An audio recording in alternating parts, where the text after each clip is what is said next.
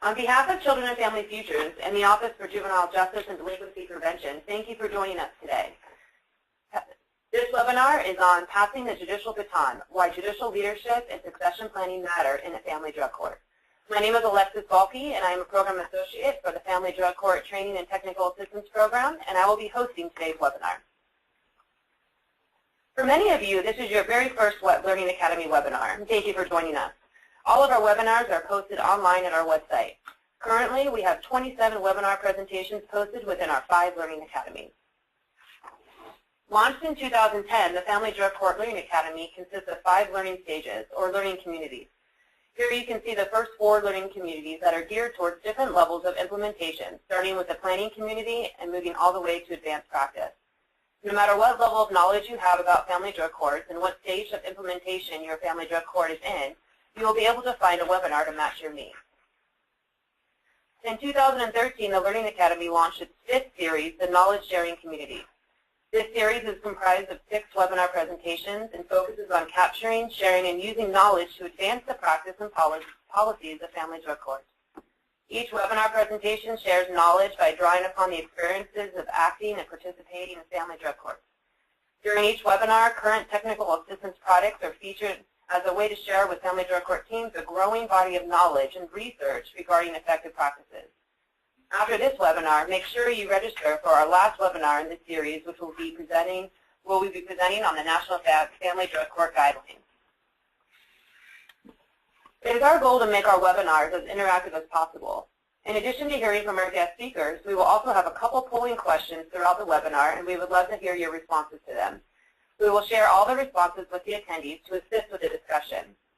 Throughout the presentation, you will have the opportunity to submit live questions to our presenters. I will explain how to do this on the next slide. After the webinar, you will receive an evaluation. Please make sure you fill this evaluation out completely. We do take your feedback seriously and will incorporate them into improving our future webinars. Also, please make sure that you visit and send comments into our Family Drug Court blog. At the end of this presentation, we'll be providing you the web address to access the blog. I would like to acknowledge that we did receive many questions from all of you during the registration process. We did our best to incorporate these questions into our presentation. If you would like to ask a question during the webinar, please use the dashboard on the right of your screen. You can type your question directly into the dashboard and send it to us. We hope to have some time at the end of the webinar to address all questions. If we are unable to get to your question, we will try our best to have them answered by our presenters, and if not, then we will go ahead and post them on the blog. Today you're going to hear from 2 judges seen as mentors in the family drug court field. Honorable Kyle Haskins was elected as a juvenile court referee in 1997 and as a special judge in 1999 for the 14th Judicial District. Judge Haskins is currently assigned to the juvenile court proceedings in the family drug court docket. Judge Haskins has also presided over youthful drunk driving and misdemeanor drug cases in middle schools and high schools before thousands of Oklahoma students in a program called Courts Raising Awareness of Students in High Schools, also known as Crash's Court. Crash's Court has received nationwide recognition. Judge Haskins also served as a member of the Cherokee Nation Election Commission and as justice with the Cherokee Nation Supreme Court. You will also be hearing today from Honorable Erica Yu.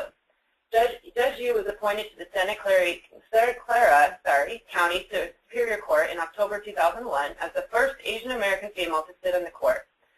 In 2007, Santa Clara County received a grant to open a dependency drug treatment court for infants and toddlers.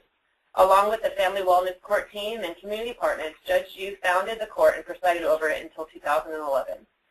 Judge Yu testified before the California Assembly Committee on Human Services about Family Wellness Court in 2011 and was recognized as an exemplary court collaboration. Yu serves on the California Commission of Judicial Performance, to which she was unanimously appointed by the California Supreme Court in December of 2010. Thank you for joining us today, Honorable Yu and Judge Haskins. So our first disclaimer is that we recognize that there is a wide range of different family drug court models, jurisdiction demographics, available resources, and perspectives on legal jurisdiction. We have yet to visit 2 family drug courts that are exactly the same. Our hope today is that no matter what your family drug court procedures are, and despite your jurisdictional uniqueness, we are able to address your learning needs. We focus on ensuring that the information provided today can cross over into all different types of family drug courts and style. Over the past year, we have seen a large increase in requests for technical assistance regarding judicial succession. We know that the judges are not all of a sudden rotating off the bench. It's not a surprise that judges rotate off the bench, and all of a sudden lately we've been having this large increase. We are acknowledging this, and we believe that this is due to a recognition in the field that the role of this family drug court judge is unique. As you can see here, the judges in FDCs is more than just a jurist, but a central figure of leadership on and off the bench. On top of providing ethically sound and trauma-informed judicial oversight, the family drug court judge must encompass the necessary technical skills and intangibles of being an effective team leader, agent for change, and champion within the community. As I said earlier, there has been a large increase in technical assistance requests for judicial succession, and recognizing the unique challenges in becoming an FDC judge and the new focus on trauma-informed practices, we expect this type of request to continue to emerge. As a result, we are learning from you. We work with multiple courts on successfully transitioning their judge, and we hear the barriers they face and the lessons learned during this transition.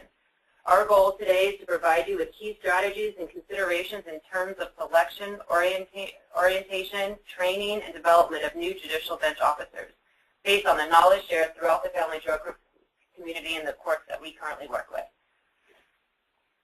Not preparing for judicial succession can be very costly. Lack of planning can potentially re-traumatize the parents and children who have already had a history of abandonment. Thus, a strong plan for transition for the family drug court judge is critical to make this a positive experience for the parents and an example of good role modeling. For the family drug court team, judicial leadership directs planning, implementation, and operations of the family drug court. The judge helps to promote teamwork and to facilitate better working relationships between agencies. Ensuring that judicial succession is smooth will result in little impact on the family drug court team and operations as possible. This will bring us to our first polling question. We would like to hear from you what your experience has been with the previous judicial transition. Please select your response that most accurately fits your experience. Our judicial transition went well. Our judicial transition had some challenges. Our judicial transition did not go well at all. Or we have not yet to experience the judicial transition, and we're just here to learn today. Go ahead and select the one that represents your experience. Okay, we'll go ahead and close the poll. So it looks like at this point, most of you had judicial transition that had some challenges, about 50% of you. And then there's quite a few of you also that have not yet to experience this. So this will be a great learning webinar for you to kind of hear about the challenges and barriers that you may face for your next judicial transition. At this time, it would give me great pleasure to introduce you to our first presenter, the Honorable Kyle Haskins. Good morning or good afternoon, everyone. Thank you, Alexis. First, let me offer anything that I can ever do to help any of you with your family drug courts. Please contact me. You can contact Russ or Alexis or contact me directly. I would be thrilled to share with you my experiences in Tulsa County, provide any written information that we have. I'll give you copies of our packets. Anything that I can do to make your lives easier, and you're free to learn from me, steal from me, or any assistance that I can give you, please, I want to offer that up. First, let me describe to you that in Tulsa County, our family drug court started in 1998 by Judge Doris Francine. Basically, she is wonderful. I consider her the best judge in the state of Oklahoma, especially with regard to issues such as deprived cases and juvenile matters. I am the fourth of a series of judges that have had family drug court. I've been a presiding judge over family drug court now for about 5 years. Typically, referrals for family drug court come from any of the 4 judges here at the Juvenile Bureau. They come out of our deprived dockets. Referrals are not made on the basis of likelihood of success. Typically, we get those families that have multiple issues. They require the highest level of services that we can offer, which is what we offer in family drug court. And family drug court represents the last chance that a parent may have to assist them in correcting the conditions that led to their kids being removed and to achieve reunification. In Tulsa County Family Drug Court, we staff all issues, including admission and referrals. However, I get the final say in all decisions. Admission into family drug court is voluntary. Removal is not. Generally, folks, admission for family drug court or into family drug court is that we have to have an adjudication, and the primary treatment issue in that adjudication has to be one of drug or alcohol abuse, and the applicant has to be amenable to treatment. It's my experience that I don't have time to try to convince families that they have a drug issue. If they're not ready for treatment, then simply they're not accepted. Applicants will not be accepted into family drug court if the state is seeking immediate termination of parental rights, or if there's allegations of heinous and shocking abuse, or if there's allegations of sexual abuse, or that the participant or parent has a felony conviction or a pending felony charge for a violent offense. Basically, folks, before admission, we screen all family drug court applicants. They're required to sign family drug court contracts, medical releases, and a limited waiver of confidentiality so the drug court staff can gather information and report it to me prior to going in for our staffings. Tulsa County, just like your own jurisdiction, you know, every place is unique. Tulsa County, which is the 14th Judicial District's Tulsa and Pawnee counties, and we're about 625,000 people. Unfortunately, in Tulsa County, Family Drug Court is still somewhat of a specialized or a boutique court. We're basically at capacity anytime we have 32 parents in Family Drug Court, which is what we have at this time. We had a graduation yesterday. I had 5 families graduate. I had 1 single dad graduate with his children. I had 3 Native American families that were intact, and then 1 single mom. So it was very fascinating in that that pretty much represents our Family Drug Court and the cross sections that we have. We have 11 fathers currently involved in Family Drug Court out of our cases who are seeking treatment plans and reunification. Tulsa, I don't mean to make it sound awful because it is home, but we were once dubbed the meth capital of the United States, and it's probably a contributing factors of the economy, the I-35 corridor for drug distribution coming out of Mexico. We have a large rural farming nature in our areas, which makes methamphetamine manufacturing more easily performed and concealed. We're also seeing in Tulsa County a huge increase in prescription drug abuse.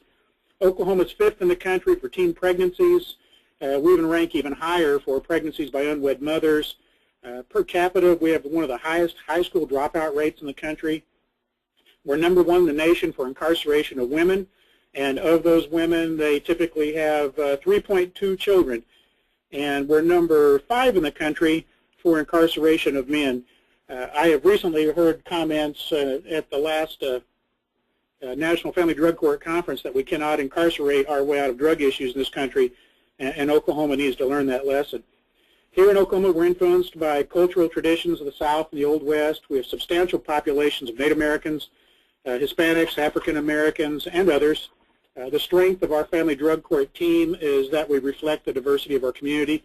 We have a huge number of confirmed hardcore known gang members, and that probably is directly affected by the number of families that are broken up and the sense of hopelessness and the scourge of drugs in our community. So talking to you about lessons learned, let me first tell you that when I was assigned to the Tulsa County Family Drug Court, I had no prior experience in this area. I had absolutely no opportunity to watch my predecessor on the bench. I learned on the fly, if you will. I walked into court. I was experiencing people. I was sitting on the bench cheering and clapping for people's successes. I was having requests made for sanctions as to parents who were not being successful.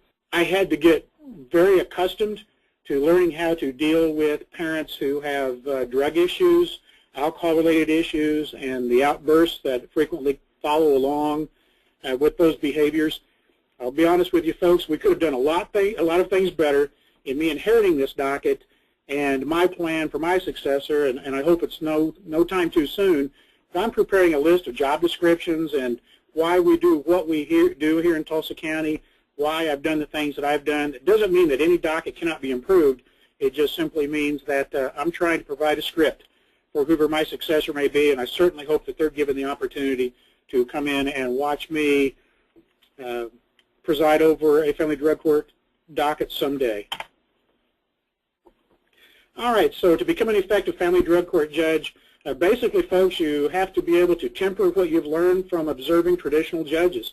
You know, giving people hugs, shaking hands, giving prizes, sanctions for non-conformity or non-compliance.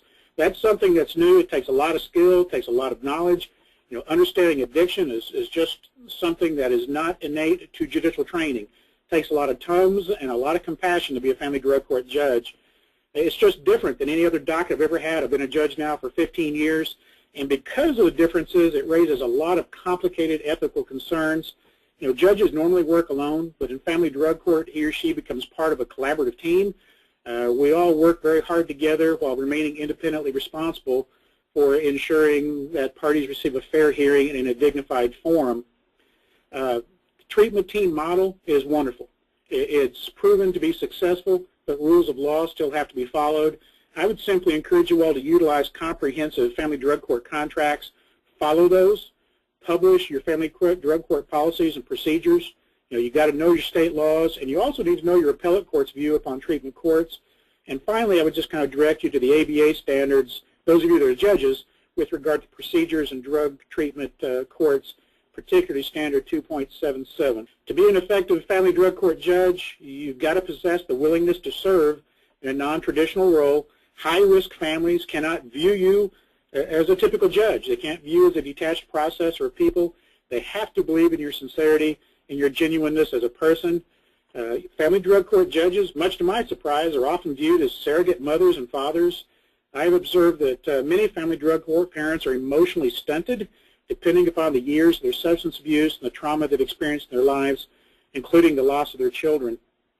In Tulsa County, again, we clap for success, we give prizes, but we also use graduated sanctions. It took me actually far too long, folks, to realize that judicial praise or redirection is much more important to my family drug court parents than any prize or sanction. Like a good parent, you have to have the ability to be empathetic and treat your family drug court parents with dignity, but remain consistent and draw clear boundaries. You have to ensure accountability not only by your family drug court parents, but also by the members of your team. You're going to learn the appropriate professional distance you have to maintain. That's something that just comes with experience. You can't have too much familiarity with your family drug court team or their parents, because that in and of itself can create problems. One of the things that's been difficult for me is that I see my family so often, I really have to redirect myself to avoid what I'll call judicial enmeshment and the blurring of boundaries. I care about these families, and I want them to be successful. Probably the highest training that I have to be a family drug court judge is the fact that I'm a father. Our goal in family drug court as judges is to ensure that children are safe and have permanent, caring, giving relationships. It was really difficult for me to accept that success sometimes means turning an F family into a D family, and that returning a child to a D home is often in the child's best interest. The focus is on safety, not perfection. As I mentioned before, to be an effective family drug court judge, you've got to understand addiction and its related behaviors. It took me a while to learn that as families become sober, or my parents become sober, they then in turn have to start dealing with the underlying trauma that has led to their drug use, and that frequently ekes its way out of their system into the courtroom. And also please remember that people who have addictive qualities are also very, very good at triangulation. So you also have to make sure that you discuss these issues with your family drug court team. To be an effective family drug court judge, you've got to be trauma informed. You have to tailor appropriate sanctions based upon the needs of your parents. And one size does not fit all. Even though you may have a graduated sanctions list, it's not always proper just to follow it into a normal succession, if you will. Yes, I do use short jail terms for graduated sanctions. That's part of the contracts that my parents signed. I've even asked my parents in family drug court, I had contemplated removing jail as a sanction. And like I say, jail sanctions are typically 24 hours or 48 hours. Uniformly, all of my parents have asked that that not be withdrawn as a sanction. Most of my parents would much rather go to jail than ever have to write a goodbye letter to their children. It's a last sanction. It is a warning to them that the state of Oklahoma is about to seek termination of their parental rights. I'm very careful with regard to jail sanctions to make sure I don't re-traumatize parents or to cause them to miss visitation, treatment, or work. I would encourage each of you to take the ACE, the Acute Childhood Experiences Survey. I learned a great deal about myself, and I've learned a great deal about the family members that I deal with by simply having a little introspection after taking that test myself. To be an effective family drug court judge, and this is a very non-traditional role for judges, you've got to have the ability to case manage. That's very awkward for me. I find it very difficult to turn to someone else and tell them to do their jobs. Typically, as judges, we sit in the middle of the room to just simply maintain a level playing field.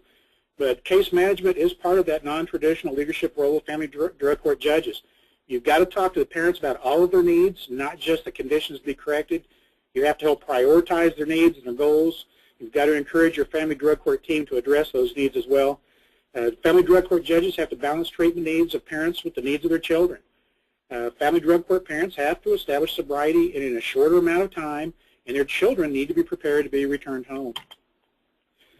Next, surround yourself with equally dedicated family drug court team members. Family drug court teams must work with each other and not against each other. To be an effective family drug court judge, you have to have the willingness to listen carefully to full and open exchanges of opinions, even when you disagree, from the members of your team, and then make a decision that will appear to be unified to your family drug court parents. Next, with regard to judicial longevity, as I mentioned, in my jurisdiction, judges have historically, we get moved around.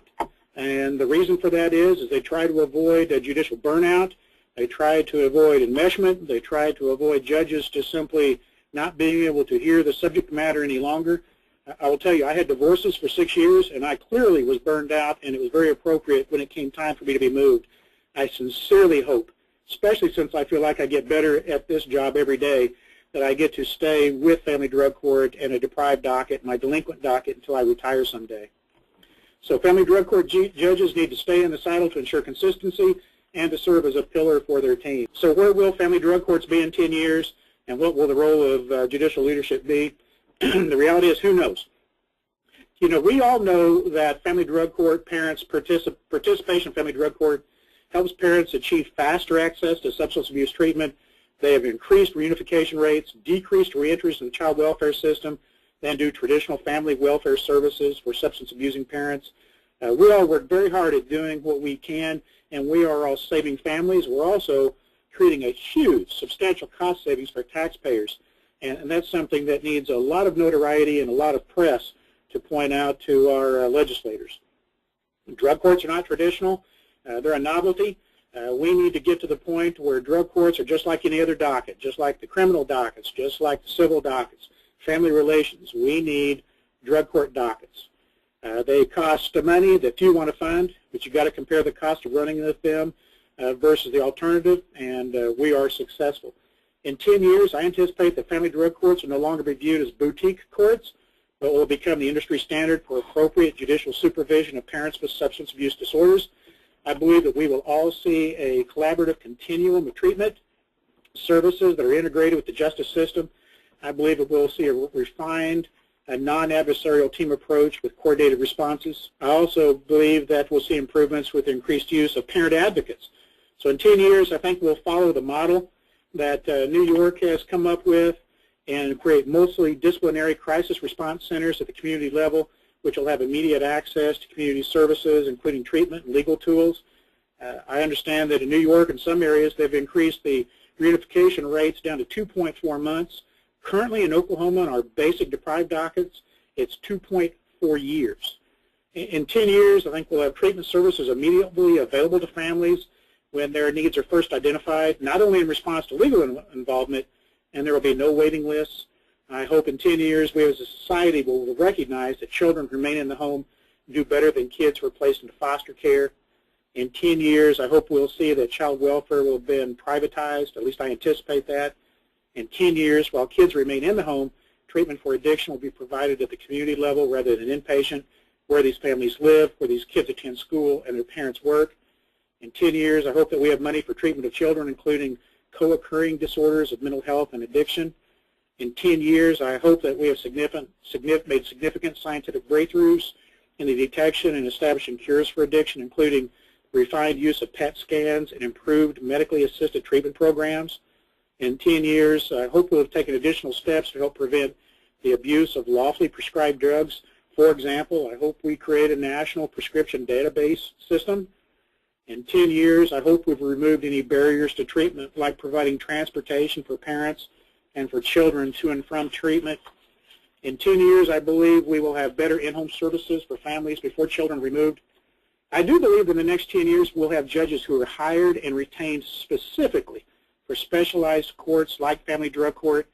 I believe judges will be designated specialists not only in the law but also be certified specialists in the areas of trauma, addiction, and mental health. I want to take one last opportunity before I pass this over to Judge Yu and tell you all, please contact me. If there's anything that I can provide to you, anything I can help you with, any of my team, my drug court administrator, my DHS personnel, my parents' attorneys, anybody, please let me know, and I will give you anything that I can to help make your programs better. Thank you all for your consideration. Thank you, Judge Haskins. That was extremely informative, and it really gave us a good picture of the special skills it takes to be an effective family drug court, so thank you for that. This will bring us now to our second polling question. We would like to know which of the following statements best describes what you would like to see in the next 10 years, going off of Judge Haskins' idea of the future. So the first, and go ahead and submit your responses once the poll is launched. So retention and certification of judges for specialized courts, a greater focus on serving co-occurring populations, improved medically assisted treatment programs, collaborative continuum of treatment services, and prevention of prescription medication abuse. So great. So it looks like it's it's even on 27% that you would like to see retention and certification of judges for specialized courts, and a collaborative continuum of treatment services, with the other three closely behind. And this really shows that there's a lot of work to do in the next 10 years, but there's some great mentors in the field, and we're on our way to making some of these great changes. Well, thank you. And so now I am pleased to introduce our next speaker, and the Honorable Judge Erica Yu. Thank you so much. It's really nice to be included on the program, and thank you everyone who's called in for the webinar. I know it kind of comes smack dab in the middle of most people's day, and so you have to tear yourself away from something else to attend, so thank you. And like Judge Haskins, I'm happy to be, if it's useful, a resource, and people, please feel free to contact me through Russ and Alexis. So I'm going to talk more about actually the secession process and what worked for us in Santa Clara. So as Judge Haskins talked about, the family treatment court judge really has a more expansive role. Our traditional legal judicial training teaches us to be very distant, emotionally and intellectually. We're supposed to approach cases and people analytically with skepticism, without feeling. And it's all about controlling that courtroom, and the judge has all the authority and the power. So as a family treatment court judge, you really are learning how to be a fish in a whole different sea, and it's sometimes uncomfortable for the judge. And so during the transition, I think it's really important for team members to understand that often judges are having real problems with this new role. They don't feel comfortable. They're worried about ethical considerations, and so they need a little bit of space, and they need really honest, good feedback so that they can kind of learn to inhabit this new role. Because not only is it scary, but it's really a great role. It's a fun role, and you learn so much about yourself in this role. What I think about in terms of being actually just a judge in general and how I approach my job generally, but most importantly in a family treatment court, I think of judges as being servant leaders, and John Gardner did a lot of writing on this, and one of his quotes is that the servant leader is servant first. The difference manifests itself in the care taken to make sure that other people's highest priority needs are being served. The best test and difficult to administer is, do those served grow as persons? Do they, while being served, become healthier, wiser, freer, more autonomous, more likely to become servants themselves? And so really, drug court isn't about the judge at all. In fact, when we were starting Family Wellness Court, we took an assessment of all the partners involved. What is it that we want to see? What is it that we've seen in other programs that work so well? And we sort of said what works is when you take the lawyer out of the courtroom and when you take the judge out of the courtroom, meaning those people are still physically inhabiting the courtroom, but their roles are different. And the judge is the servant leader. It's not about the judge. It's about the client's or court customer's highest priority needs, and how are we going to get them to what they need to do and where they need to be so they can be reunified with their family. So I talked already about what a great role this is. It's an opportunity to change people's lives. It's, we sometimes when you're there, you feel such a sense of responsibility as a judge, and you worry about every word you say because you think, oh, I have such a responsibility. I don't want to harm people. But the thing that I think that's most important to remember is it's so important to be authentic. There were times I didn't really know what to say to a parent, and I'd say, you know, I'm at a loss for words, and I'm not sure what I can say here. And what I want to do is serve you best. So I'm going to look to the team to see if anyone wants to say anything, or what is it, can you tell me what you need? And we actually did a lot of surveys because we had a grant to do this work, and we put money into the actual survey process, and clients told us they really liked that honesty and authenticity. They liked the fact that we asked them what they needed, but we didn't always tell them what to do, and some of the times we couldn't tell them because we didn't know and we needed them to tell us. Because in the end, people they can't be forced to the recovery. They have to be motivated, inspired, and they have to believe that they can achieve it. So, you know, there's a quote here that I said, which is, we have to be reality-based while also being hopeful and inspiring. This requires the judicial officer to be present and authentic. Sometimes we're disappointed, but then parents come back in, and then we get them again, and we're planting seeds. But other times we're completely amazed at how wonderful the parents do. We never want to underestimate the parents' survival skills. A lot of what they are doing in court, what they've learned, which isn't necessarily working for them now that they're in court, was a survival skill. So we have to detach them from what they believed in, what saved their life in the past, and sort of help them see that there's other tools that they can better use in this situation. Now, the judge's role, that therapeutic alliance between the judge and the parent, is truly important. There's 20 years of adult criminal drug court research that indicates that alliance between the judge and the client or defendant in that situation, criminal court or the parent, is the #1 motivator. So the relationship between the person and the judge, or the person and their probation officer. 50 to 60% of successful outcomes rest upon that positive therapeutic alliance. And the judicial conduct indicates that people's perception of fair treatment in the courtroom is based on the judicial approach. So basically there was a study where 2,400 people were interviewed when they left court, and they indicated that they felt that they were treated fairly when the judge's tone, demeanor, and sincerity conveyed that that person was being treated with respect and fairness. So these are some of the topics we're going to cover in succession planning. We're going to talk about planning, development, selection, and orientation. And I'll share with you some of the things that we experienced in Santa Clara County. I was there from 2007 to 2011, and then I worked closely with the person who succeeded me, and then he has since left. And so now we've had 3 iterations of judges in that position. First, the key set of considerations for selection.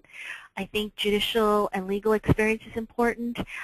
Both the judge going in after me and myself, we neither of us had any dependency experience.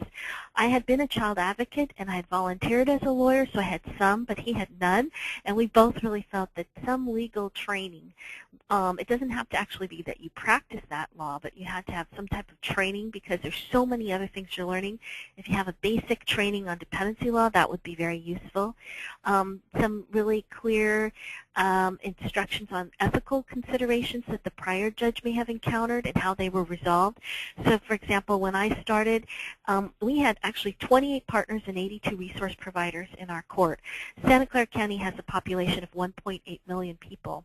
Santa Clara County is the largest court system in Northern California. So we had a large group involved in this. Again, 28 partners and 82 resource providers. And everyone just thought it was amazing and great work, and they all wanted to tell me how the clients were doing in their program. So I was getting emails and phone calls, and that, of course, is an ethical violation because I can't get ex parte communications. So what we did was we had one of our research attorneys, because she's employed by the court so it was free, she made a program. It was sort of like a Jeopardy PowerPoint where it was interactive, and she even played the music and she would pose these questions. We did a training for everybody involved in drug court so that everyone understood what is ex parte, why is it not acceptable, and why is it that the judge is, having problems with this. So when the new judge came, people were already trained to that, but of course new people were taking over for the people in the team. So we let him know this is the training we did. You guys might want to refresh it or do other training on this specific ethical issue. The judge who comes in should have very strong interpersonal skills. I myself, I'm an INFJ, which is really shy and introverted, but you can overcome those things. So maybe try to find someone who's either extroverted or able to talk to people, able to deal with chaos and a loss of control, because that's just what the clients are dealing with, and that's what court deals with. Someone who has, I think, awareness of the different entities in the community and has some relationships with them if possible. When I was selected to go into this treatment court and to actually start it, I had been a supervising judge in our criminal domestic violence division. There are 3 courts doing DV all the time. I did that for 3 years. And through that division, I started a community-based program, so already had relationships with about 60 resource providers, and we were able to bring in about 82. Someone who has high emotional intelligence. Intellectual or IQ is important, but EQ is really important in drug court. Someone who maybe has some understanding of addiction, recovery, or family dynamics. I had no training whatsoever in addiction, but I had a lot of exposure to family dynamics and domestic violence, so that gave me a little bit of a leg up, because there's, of course, all these issues that happen in a dependency treatment court. Someone who's resourceful, who has some vision, but who's also sort of pragmatic and ground-based and willing to compromise where necessary. So those are for selection. Next is key considerations for orientation. So this is what we did in Santa Clara County, and Judge Nishigaya and I exchanged emails, and he said, some of the stuff was very useful to him. We planned a meet and greet session for the community at large, so the 28 partners and 82 resource providers. I just basically went dark in an afternoon, having no calendar, and said we were going to have a cookies and tea reception, and we invited everyone to come to the courtroom, all the resource providers, and basically had like an open house in the afternoon where people got to meet the new judge, got to sort of talk about what they did and sort of just explain on an informal basis. We also had an actual retreat for the multidisciplinary members in the courtroom, about 15 of us, and the judge and the new judge. We all went away where it was nice and woody, and it was a nice environment. Spent several hours doing some team building exercises and getting to know each other and build some trust.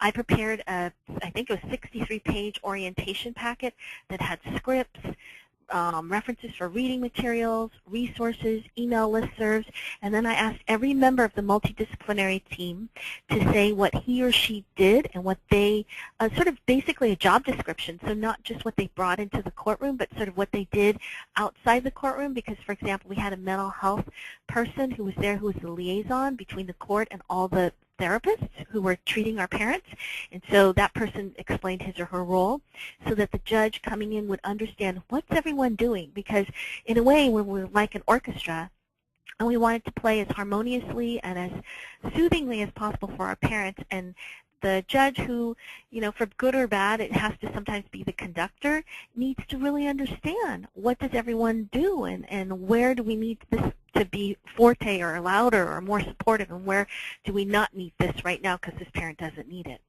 I actually wrote a goodbye letter, which I had approved by the team, and I put my picture there, even though I hated the picture, but I felt that people needed that visual connection, and we gave the goodbye letter. I actually presented the letter to every single client, and we processed this. So what I first did was I called Vivian Brown, and I said, I'm transitioning out. Can you talk to me about this? And I got some good ideas, and we processed it as a multidisciplinary team, and everyone got to say what they thought we should consider. And what we came to realize was change was actually very constant in our parents' lives. So many of them had been in and out of, foster care themselves or in and out of jail. They really had a lot of issues that they were dealing with respect to change.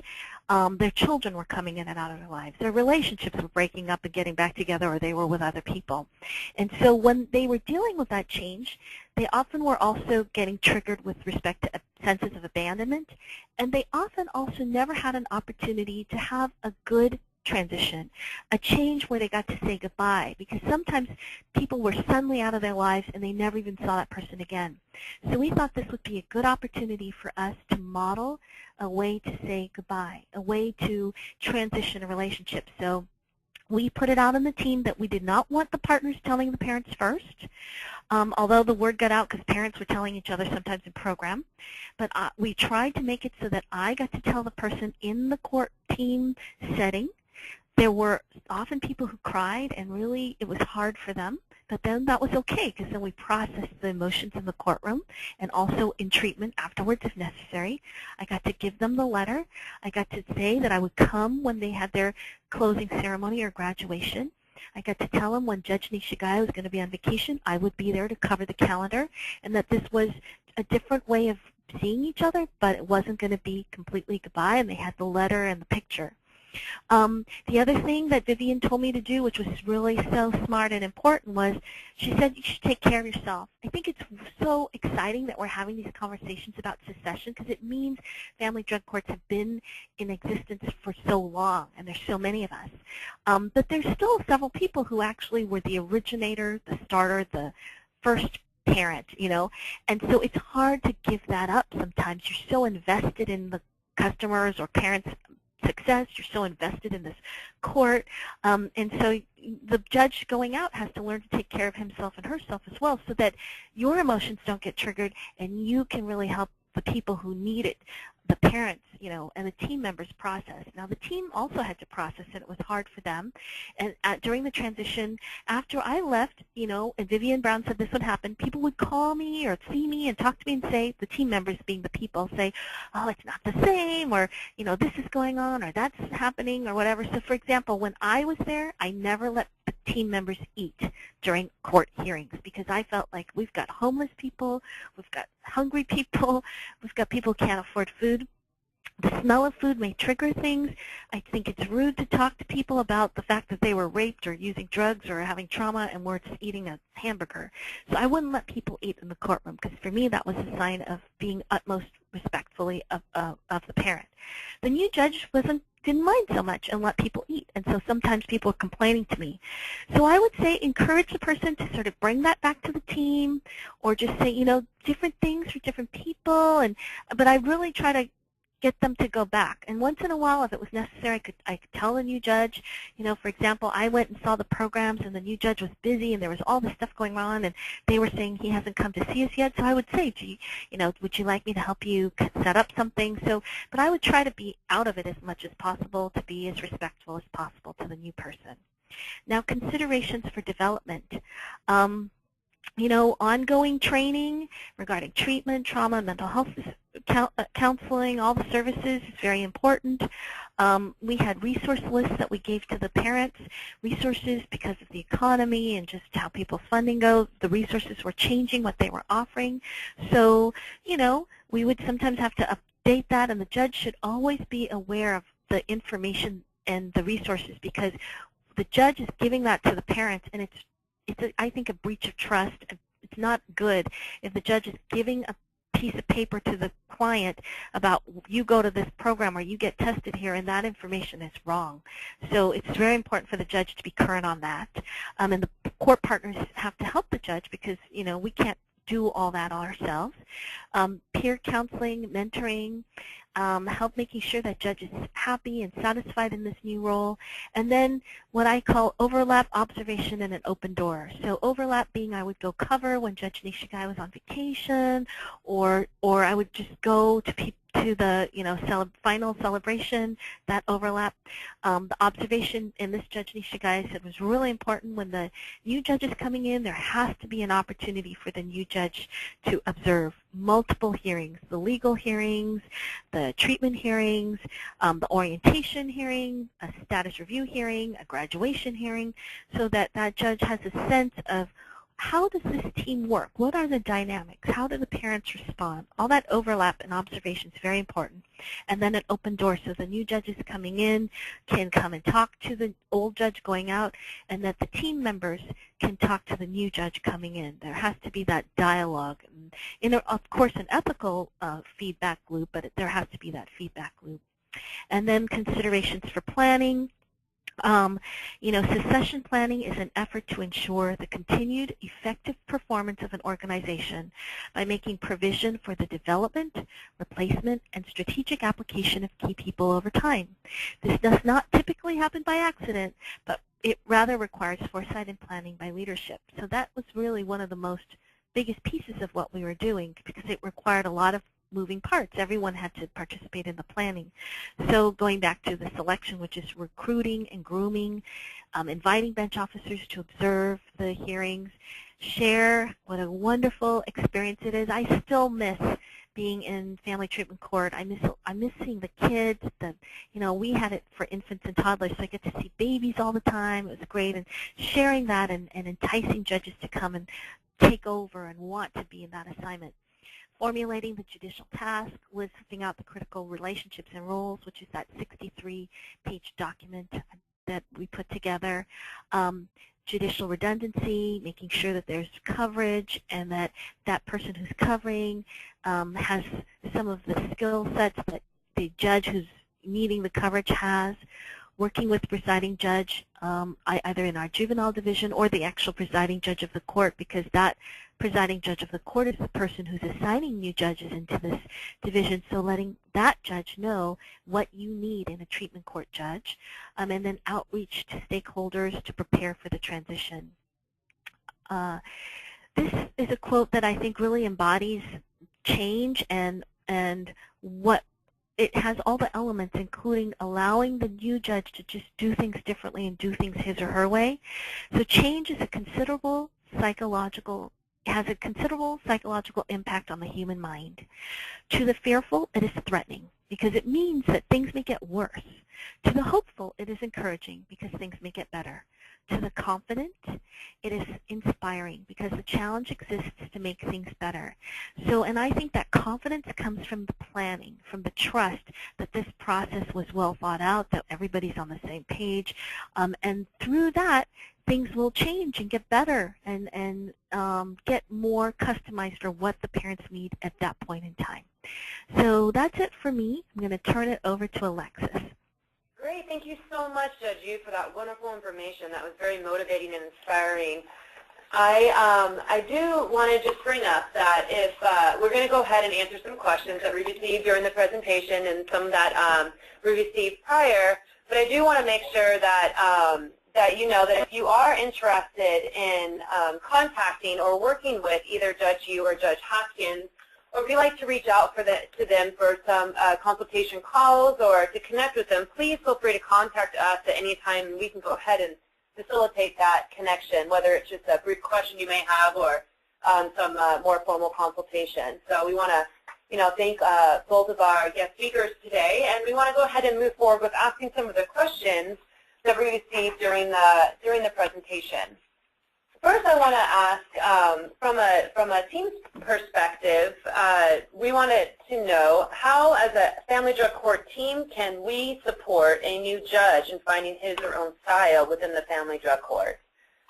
So, I guess, Judge Yu, if you'd like to go ahead and respond to that question.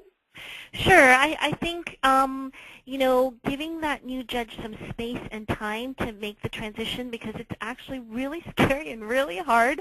If you haven't been in treatment court before, it's so different from any other assignment a judge usually gets. And then also being really frank and honest with the judge. And now that means the judge has to be open to it. And so that hopefully is the case and hopefully goes into the selection process. So for example, for me, when we were and people made fun of me about this, but when we were in the team setting, I always told everyone to call me Erica, because I felt that I was one member of the team and that we were all co-equal members of this team, and I felt that it was really important for people to see me that way so they could be really honest in their feedback. And then, letting go of how things were done, because things are just different. and understanding, because people would say, oh, it's just not the same, and I would say, you know, none of us ever did this for our ego. We started this court because we cared, and we did really good work, and a lot of that work, that work's still going on. It's just going on in a different way. So it's not about our ego and how we did it, it's about the work. And sort of coming back to that common goal that everyone has, I think will pull people through the vortex of that transition, because change is hard to assimilate. But if you keep your eye on the goals and why we're doing the work, I think it gives people momentum to get through that transition. Great. Thank you so much, Judge Yu. Judge Haskins, would you like to add anything to that, respond to that question? No, I just think that everyone who's listening to this webinar would agree that the citizens of Santa Clara County are actually very, very lucky to have Judge Yu, and I had the pleasure of co-presenting with her in D.C., and I wish all judges thought like she does and responds in the way that she does, because all of our family drug courts would be better if we had people like her. You know, there's a process that has to go on with picking the right people to serve in these responsibilities, and it can't be happenstance. It just can't be because that judge just happens to be next at a rotation. It has to be based upon the ability of that person to be willing to listen to others. And hopefully when you all get a judge, you'll have someone who's more than happy to say, how did I do? What can I do better next time? How am I positively affecting these lives? And also was very agreeable to having someone walk up and say, Judge Haskins, you really kind of, you didn't do so well today, and let me explain to you why things didn't go well and how you may have negatively affected that family. I've got a great team. They're not shy about telling me when I do well. They're also not shy about telling me when I can do things better. They are respectful about it, but that's how this kind of a process has to work. This is more than just sustaining objections. This is people's lives, and it has to be done well.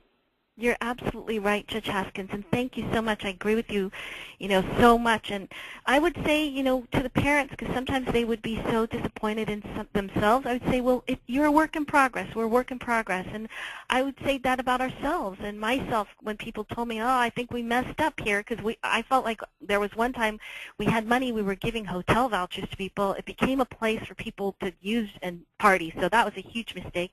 And, I said, we're a work in progress. And so that hopefully de-emotionalizes the feedback that you get when you say to somebody, Erica, you made a mistake. I'm like, oh, I'm sorry, we're a work in progress. And that hopefully is the milieu in which people can have the dialogue. Great, wonderful. Thank you so much for both your responses to that question. And we've also received another one.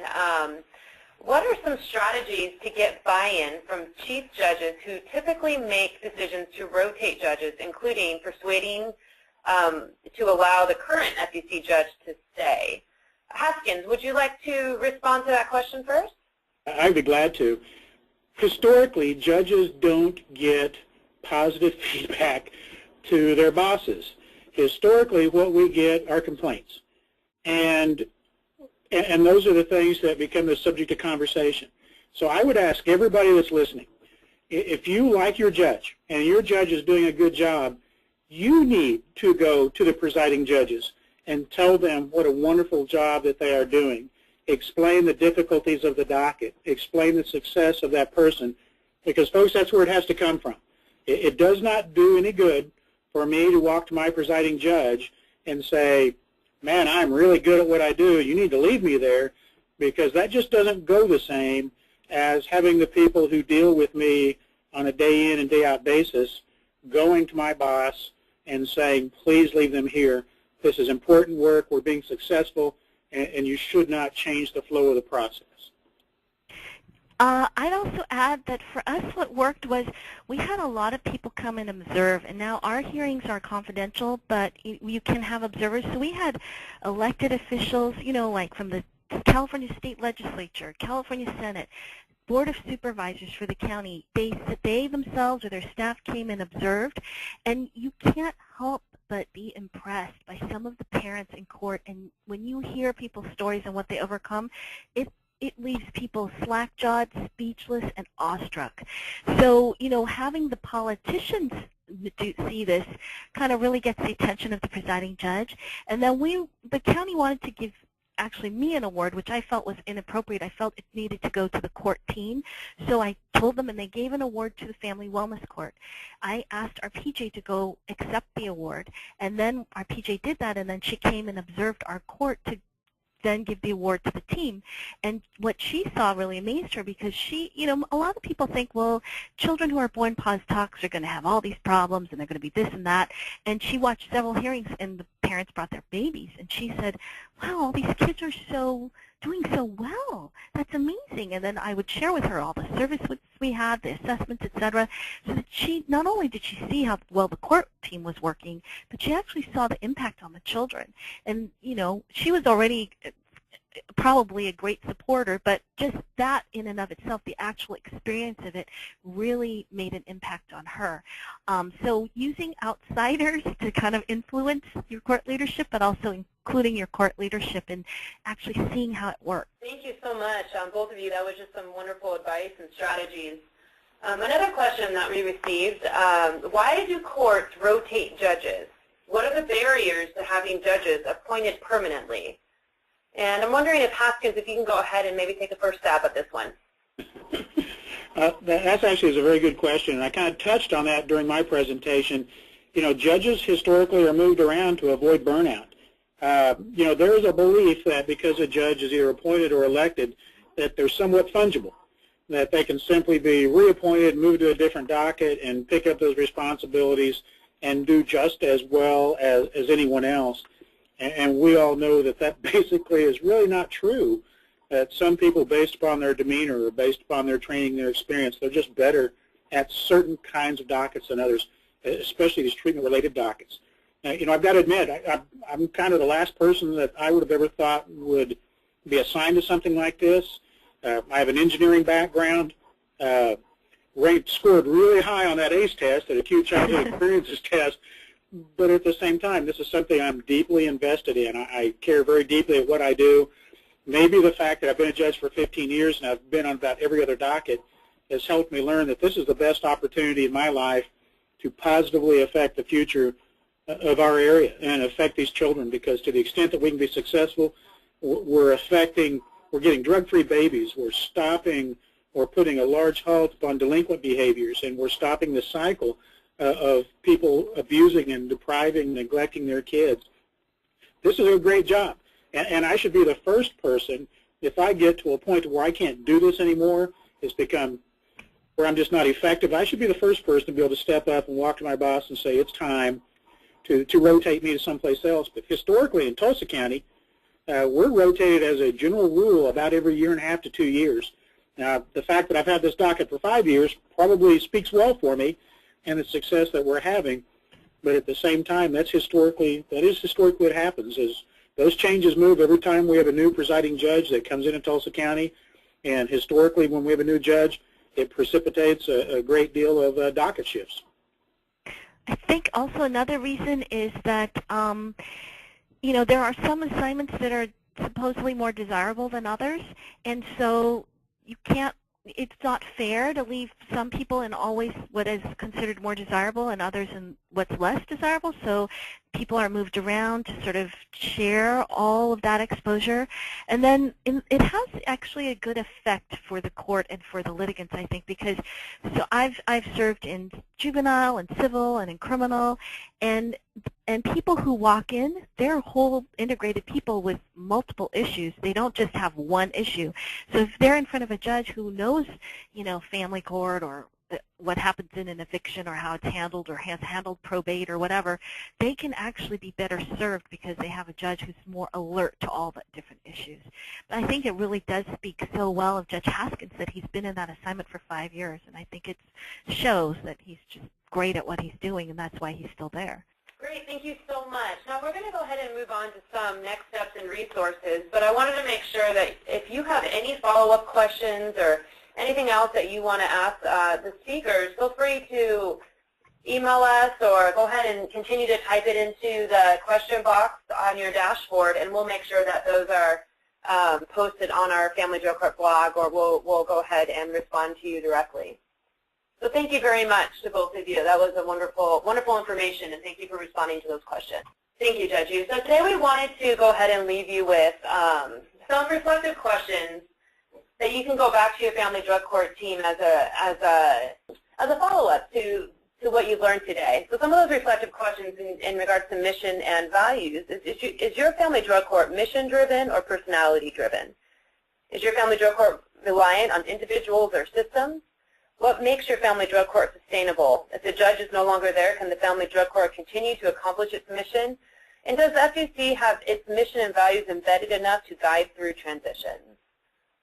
We'd also like you to reflect on some outcome questions. Does the collaborative have a clear vision of outcomes it wants to achieve for the community? And does the judge share a commitment to working towards that vision? Our newly released publication, Guidance to States Recommendations for Developing Family Drug Court Guidelines, provides information on best practices and collaborative principles to develop and sustain family drug courts. The guidelines will assist policymakers and practitioners to enhance and expand these programs across the county, or across the country, rather. This is a brand new publication. It was just released, and you can go ahead and access it on our website and download that PDF version. And it will bring you through some recommendations and some key strategies to implementing each of those recommendations. One of those recommendations is developing a shared mission and vision. The judicial leadership directs the planning and implementation and operations of the family drug court, and judicial leadership helps to promote teamwork and to facilitate better working relationships between agencies. This is one of the key strategies that are within the shared mission and vision recommendation that you'll find in the family drug court guidelines. So we really encourage you to take a look at that and to learn more about each of the 10 recommendations and download that copy. Today, you can do it right after this webinar on our website. Here are some additional resources to assist with increasing your judicial training or helping you with that succession. And these resources are posted on, or will be posted on, our Family Drug Court blog if they're not posted there already. And you can also find them at our website or contact us anytime and we can help you access those resources. Another great resource that was developed in late 2012, and CFS partnered with SAMHSA to go ahead and develop this family drug court judicial script.